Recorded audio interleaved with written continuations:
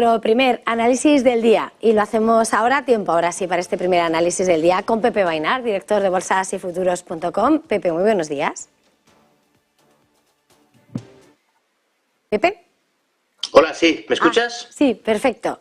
Quería preguntarte, nos aventuramos ya a esta nueva semana de negociación y estamos viendo cómo los futuros se mueven muy tímidamente, avanzando en el caso de los futuros del DAX y además después de una semana en la que veíamos un movimiento prácticamente plano en la plaza de Frankfurt y con caídas, por ejemplo, entre los índices en el IBEX del 1%. ¿Cómo ves? ¿Cómo hay que prepararse para este lunes 8 de mayo en los mercados? Bueno, pues la verdad es que el IBEX lleva 2 semanas de corrección y esto pues en un mercado alcista normalmente suele ser una buena ocasión de compra.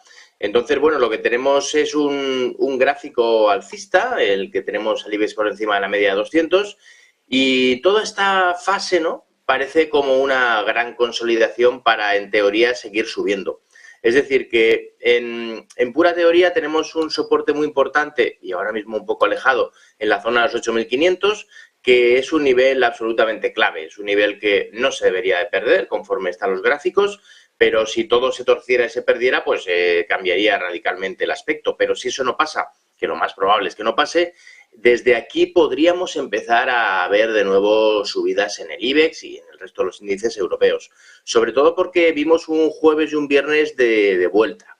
El IBEX la semana pasada perdió 1%, pero hay que pensar que llegamos a perder pues cerca del 2,5%, al final pues recuperamos, ¿no? Es decir, que la semana al final no acabó mal y está anticipando posible nuevo movimiento al alza. De hecho, los bancos, quizá es importante destacar que tuvieron ese rebote final que podría ser un poco la clave, ¿no?, de este nuevo movimiento alcista del IBEX. Y mirando dentro del selectivo, también estaba señalando cómo esos bancos pueden ser la clave, pero querría que nos detuviéramos, sin lugar a dudas, en uno de los títulos que ha sido protagonistas la semana. Hemos visto a Robi imponerse por el lado de las alzas, subiendo ese 7%, aunque lo que fue el viernes también se imponían como ganadores Grifols y Robi con subidas del 6, 4,5%. Quería preguntarte sobre ese sector, sobre esas farmacéuticas. ¿Cómo lo ves y cuál es la radiografía? Bueno, pues la diferencia entre Grifols y Robi es la fortaleza que tiene la compañía Robi. Robi es una compañía muy potente que tiene un prestigio internacional muy claro, por eso pues Moderna le encargó, ¿no?, la fabricación de las vacunas para Europa contra el COVID. De hecho, esa misma fue la razón de las caídas fuertes que tuvo, ¿no?, cuando se acabó ese contrato, porque se acabó el COVID y sufrió una caída bastante fuerte. A partir de ahí, la verdad es que ha hecho una especie de suelo y está sentando las bases para un nuevo movimiento al alza.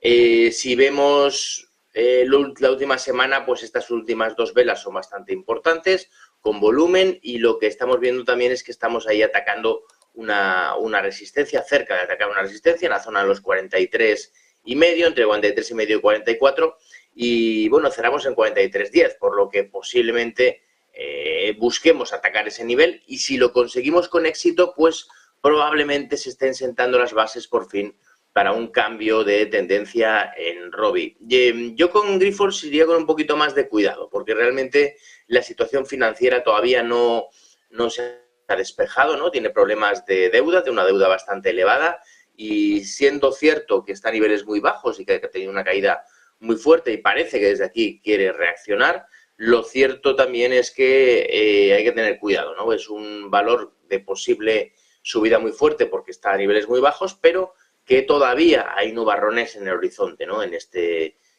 caso. Y luego también, si hablamos un poco más de este sector, pues tenemos a Faes, que también parece, ¿no?, que quiere arrancar, una más pequeña, que también tuvo la semana pasada un movimiento bastante fuerte, aunque es cierto también que todavía no es un valor alcista, ¿no?, que necesitamos verle por encima de la zona de los 3,58 para mejorar. Y bueno, por último tenemos a PharmaMar, que es un valor que no ha tenido más que caídas, pero que la semana pasada, después de 12 semanas de caídas, pues por fin marcó una figura que podría ser de vuelta y que, caso de que esta semana superara los máximos de la semana pasada en 38-36, pues sin duda deberíamos ver un rebote que podría ser fuerte también aquí.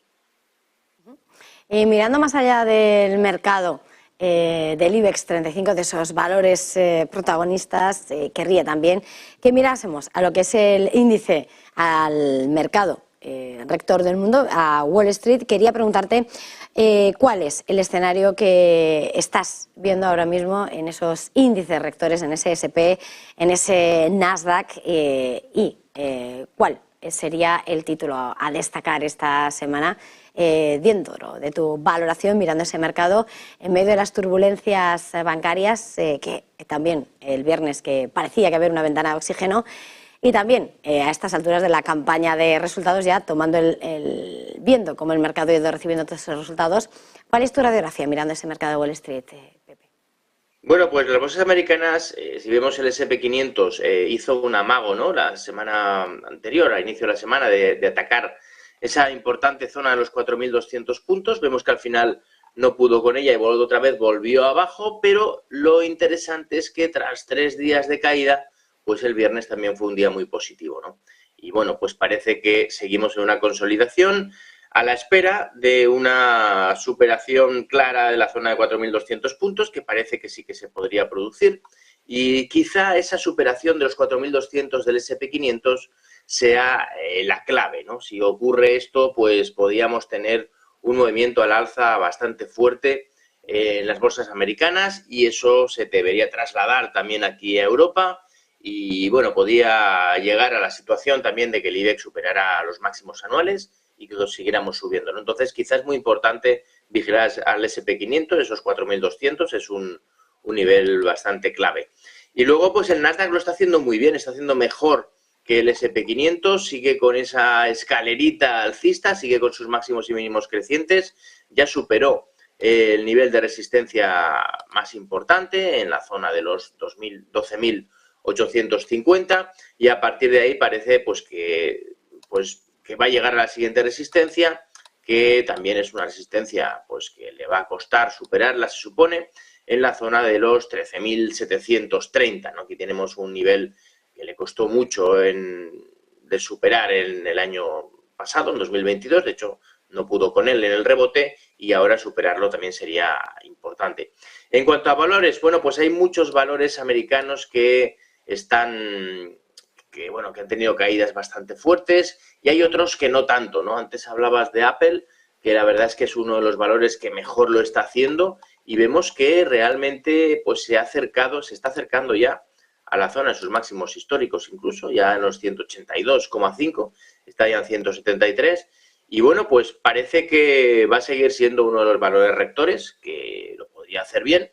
Y bueno, pues es un valor que no defrauda a los accionistas. Luego por ahí, pues a mí los grandes también me siguen gustando mucho, ¿no? Como Google, creo, Alphabet Google creo que tiene bastante potencial.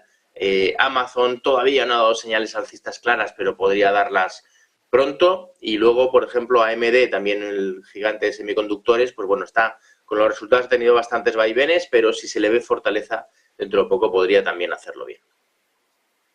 Mirando otros activos, después de haber repasado los principales mercados del mundo, quería que pusiéramos la mirada sobre lo que está siendo el comportamiento del mercado del petróleo. Parece que arranca la semana recuperando. Es una semana que además va a venir plagada de grandes datos macroeconómicos de China mañana y pasado, el miércoles Estados Unidos, Banco de Inglaterra el jueves. Pero bueno, mirando a ese oro negro, el Brent 75,69, el West Texas 71,75 dólares. ¿Cómo ves a ese oro negro?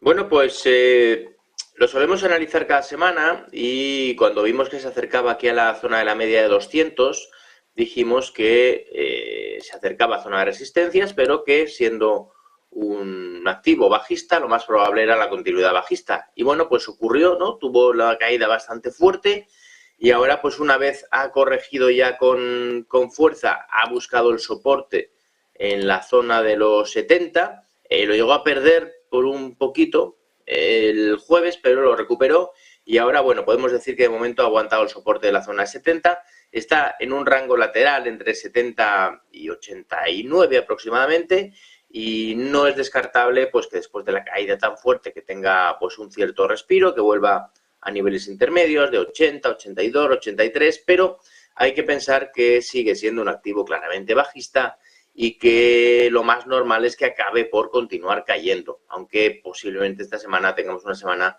de cierta estabilidad. La pérdida definitiva de la zona de los 70 sería muy negativa, sería pues un indicador de la continuidad bajista y bueno, pues habría que vigilar ese nivel, ¿no?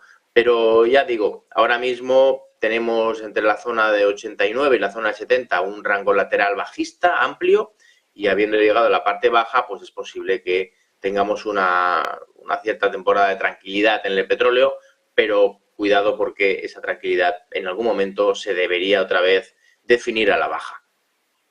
Antes de terminar, Pepe, querría preguntarte también, mirando al mercado de divisas, esa relación euro-dólar que vemos como hasta ahora la moneda comunitaria sigue en 1,1042 unidades tras esta última semana marcada por esas decisiones de política monetaria. ¿Cómo ves a la divisa del euro?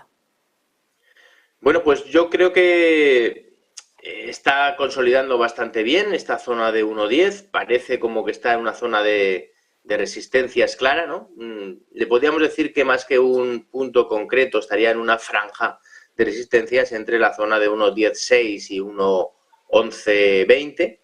Y vemos cómo no hace más que chocar con la parte alta, volver a caer, chocar, volver a caer, chocar, volver a caer.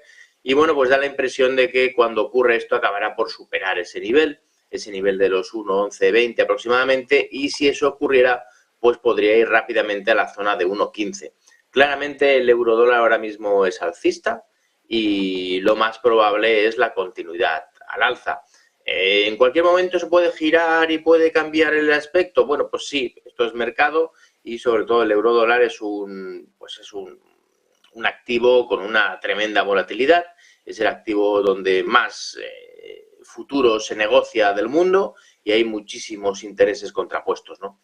Lo que sí que hay que mirar siempre la tendencia de fondo. Ahora mismo es alcista y ya digo, lo más probable es la continuidad, la superación de niveles, y probablemente vayamos a buscar la zona de 1,15 no tardando mucho. Pues lo vamos a tener que dejar aquí. Muchísimas gracias, como siempre, Pepe Vainar, director de bolsasyfuturos.com. Ha sido un verdadero placer. Feliz jornada, feliz negocio, feliz semana. Muchas gracias a vosotros. Y nosotros, antes de hacer